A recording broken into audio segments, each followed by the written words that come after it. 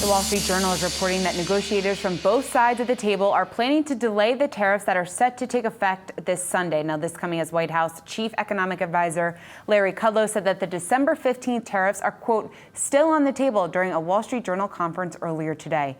Joining us now is Yahoo Finance's Aikiko Fujita, and she's with former Deputy U.S. Trade Representative Wendy Coutler. Aikiko? Hi there, Shauna. That's right. We are with Wendy Coutler, the former acting U.S. Trade Representative, Deputy U.S. Trade Representative. Let me just pick up on the point that Shauna just made. She was talking about the Wall Street Journal article that came out that seemed to suggest that the December 15 tariffs were going to be delayed. You were just on stage talking about tariffs being used as a tool of choice for this administration to buy leverage. If those tariffs on December 15th are put on hold, what leverage does the U.S. get? Oh, well, I think the point is they'd be put on hold. And I think what the president would say, I'm going to put them on hold for another month or 2 months, using that next month or 2 months to put maximum pressure on China. If you don't make a deal with us, then I'll impose them a month from now. But I'm going to give you a little breathing space because we're making progress and we're getting close to a deal. The cynics are going to look at this and say, look, the administration blinked here. And those who believe the headlines that have been coming through will say, this is a sign that real progress is actually being made. How do you read it? The latter. I think both sides are making enormous progress. But let's remember, it's the phase one deal. These were the easy issues. And this has taken now just about 2 months since the agreement in principle was announced. So these negotiations, even for the easy issues, are very difficult. Yeah, it was certainly expected to be kind of a bumpy road, even getting to that phase one deal.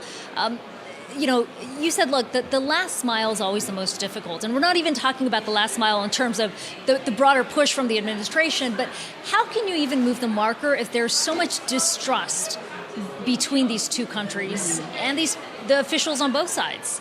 There is, but I watch Ambassador Lighthizer with Leha and Secretary Mnuchin, and I think as negotiators, they have developed some trust.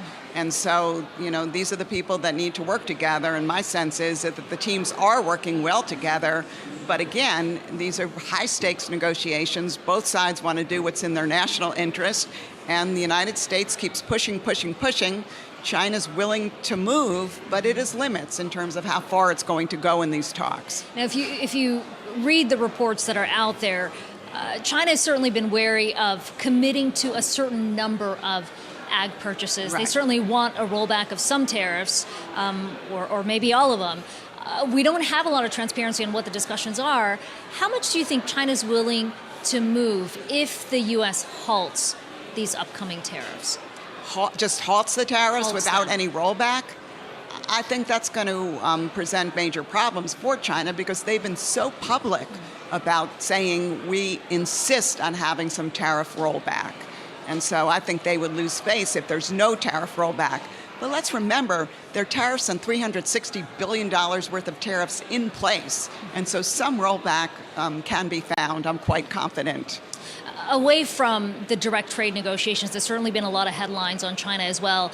We have that report that Congress was considering banning federal funds from being used to purchase Chinese rail cars as well as buses. There's, of course, the CFIUS investigation into China-owned TikTok as well. I mean, how do we read all of this? If the trade negotiation in the beginning, this trade war, was intended to push for broader structural changes, a real change in the relationship, does anything change even if there is some kind of deal signed in terms of the relationship between these two countries? Oh, I think it will, because I think if they reach a deal, it will demonstrate that the two sides can work together on thorny issues. But that said, trade was always only one part of the friction between the two countries. And some of the issues you just mentioned have to do more with technology. And I think those are the issues that are going to become more and more prevalent and, frankly, more and more difficult and full of friction going ahead. What has all of this, the tensions, meant from an investment standpoint? You were just on a panel right now talking about the impact for global investments. We've seen a lot of Chinese investors either have their investments halted as a result of CFIUS or maybe pulled back a bit, their presence. Are we seeing it routed in a different way? What would you say has been the impact so far? And ultimately, what is the long-term impact if we're not seeing the kind of fund flows that we used to prior to the trade war? Look, I think there's just a lot of uncertainty, not only in the bilateral relationship, but just overall. The United States trade policy is almost based on uncertainty, and the president almost boasts about how unpredictable he is. And investors do not like uncertainty. So therefore, when I look ahead, I think there's going to be, continued uncertainty, bumpy road ahead. And I think the message for investors is to diversify and not put all your eggs in one basket or one market. Okay, right on cue as we hear some noise coming from upstairs. Wendy Coutler, great to have you on today. Thank you very much. Shana, back to you in the studio. Great interview. Thanks, Aikiko. Hey investors, Zach Guzman here. Are you interested in learning more about the markets and getting the latest financial news? Well, then click right here to subscribe to our Yahoo Finance YouTube channel. Get the latest up-to-the-minute market analysis, big interviews in the world of finance, and information on how to manage your money every day wherever you are.